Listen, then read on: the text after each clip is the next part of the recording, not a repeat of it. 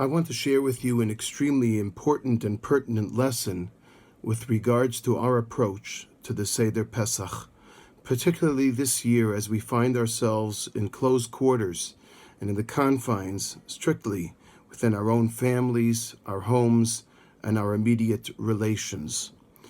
I came across a very interesting halacha in the Gemara in Zvachim, the tractate of Zvachim, which I mentioned to you last time that I am studying, that discusses the various particulars regarding the korbanot, the sacrifices or sacrificial offerings that are offered in the confines of the Mishkan and the Beit HaMikdash.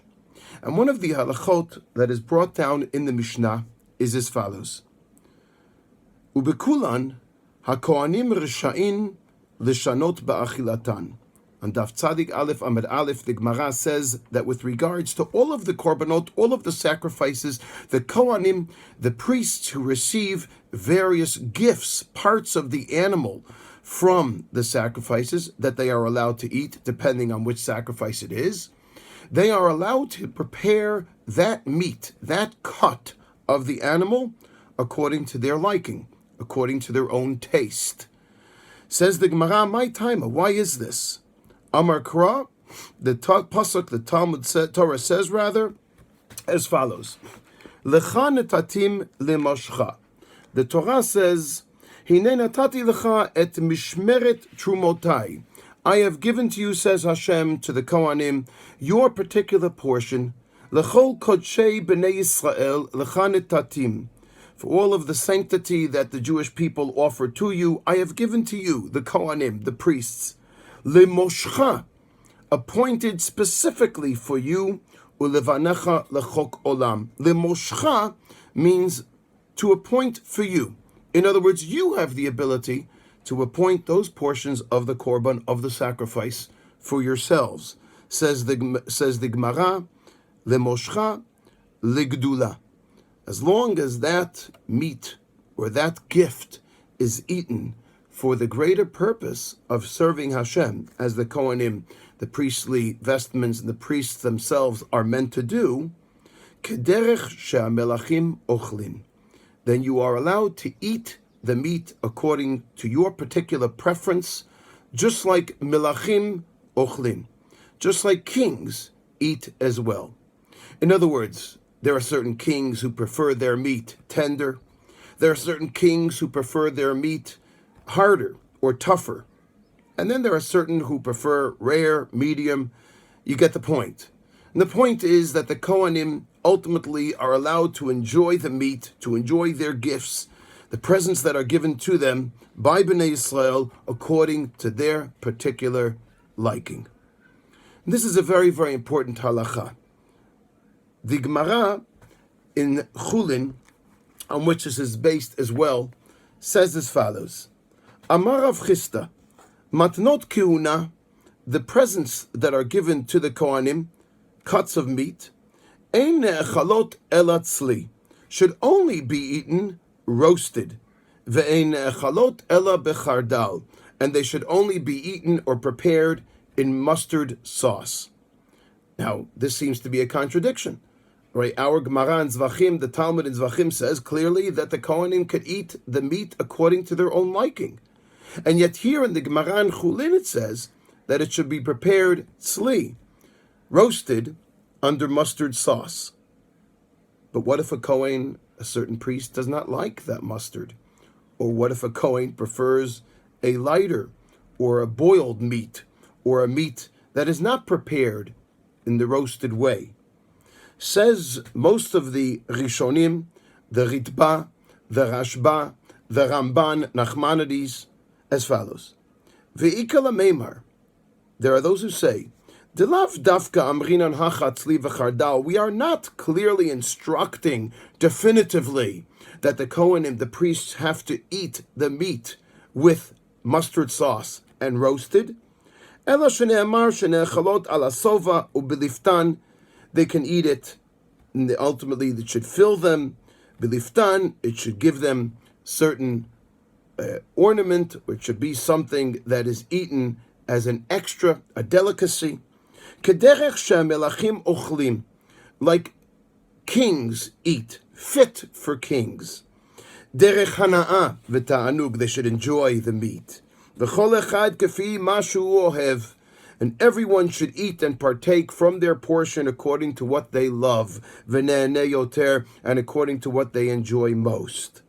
V'chein perush Rabbeinu Agadol, says the Ritva, this is also according to the comment of the Ramban Nachmanides himself.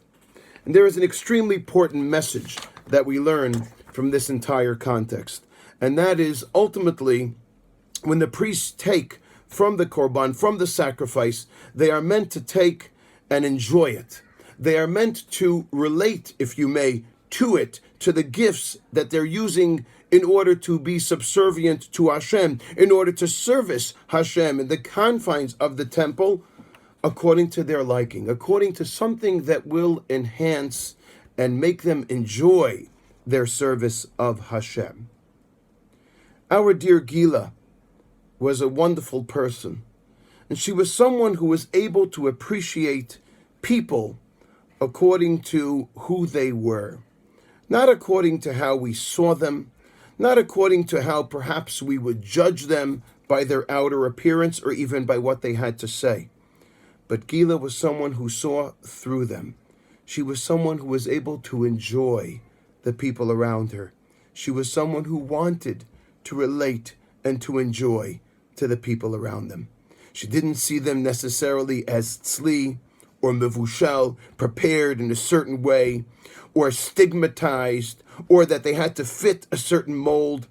Even people who were outside the box, even people who seemed colorful, creative, different, queer, she saw them as wholesome human beings, and she was able to embrace them as such. One of her madrichot, one of her leaders in the school that she went to, sent us, and she composed a song about Gila. And all of the words in the song are based on words that either Gila said or that she wrote in her diaries. And it's a most amazing song, and I hope to share it with you over Pesach. But the words, the chorus of the song, are words that Gila wrote and would say consistently. And they are, Leharot la'anashim, kama hem tovim. Our obligation is to show people how great they truly are. And those were the words that resounded from Gila consistently. Gila was able to make every person feel like a king, that they were worthy of becoming and being kings. And I think that ultimately this is really the point of the Seder Pesach. The Korban Pesach, the sacrifice of the Pesach, had to be offered tzali. It had to be roasted, hardened, representing the oneness, the unity of Am Yisrael on this particular evening, because meat becomes tough when it's roasted, and it becomes or it congeals as one. However, the Seder Pesach is supposed to be an experience which is neheneh mikulam, an experience which is bederech she'amelachim ochlin.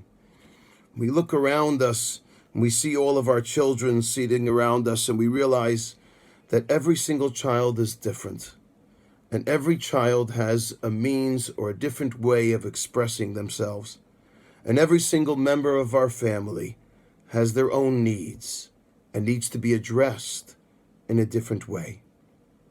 Some like it roasted, some like it boiled, some like it cooked.